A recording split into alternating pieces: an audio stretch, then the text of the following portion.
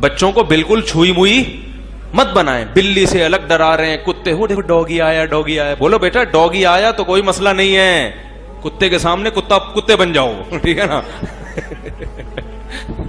بچوں کو سکھائیں بیٹا کتے کے سامنے کتا گیری, یہ کتا کتے پن سے ہی سمجھے گا, یہ شرافت سے سمجھنے والا نہیں ہے.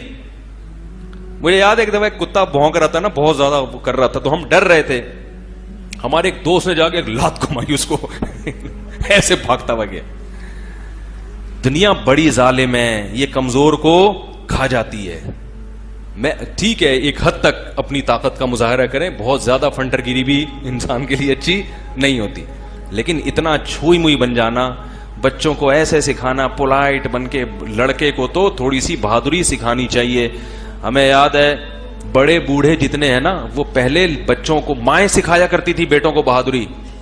ہمیں یاد ہے وہ عید کے دن آنے میں, میری عمر 7 سال ہوگی یا 6 سال, تو آپ کو پتا ہے کہ وہ بچیاں جو ہے نا سب عید کی رات کو مہندی لگا رہی ہوتی ہیں, تو اکثر بچے بھی جا کے بیٹھ جاتے ہیں. مجھے اچھی طرح یاد ہے وہ واقعہ, کبھی ذہن سے نہیں نکلتا.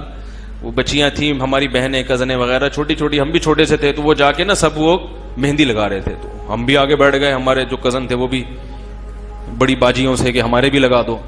تو مجھے یاد ہے میری دادی 70-75 سال ان کی عمر تھی, انہوں نے آ کے اتنا سخت ڈانٹا. انہوں نے کہا بیٹا جو مرد ہاتھوں میں مہندی لگاتے ہیں وہ تلوار نہیں اٹھا سکتے, وہ تلوار نہیں اٹھا سکتے. ہم نے نہیں لگائی, ہم نے ہٹاؤ اس کو.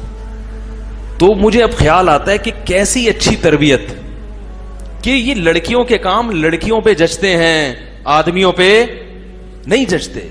مرد کے ہاتھ میں تو تلوار اچھی لگتی ہے, مرد کے تو بہادر ہونا اچھا لگتا ہے, کیونکہ جہاد کا بھی کانسیپٹ چلا آ رہا ہے نا صدیوں سے. تو بھائی تمہیں تو لڑنے کے لیے پیدا کیا اللہ نے, بلا وجہ نہ لے پھڈے بازی اچھی چیز نہیں ہے.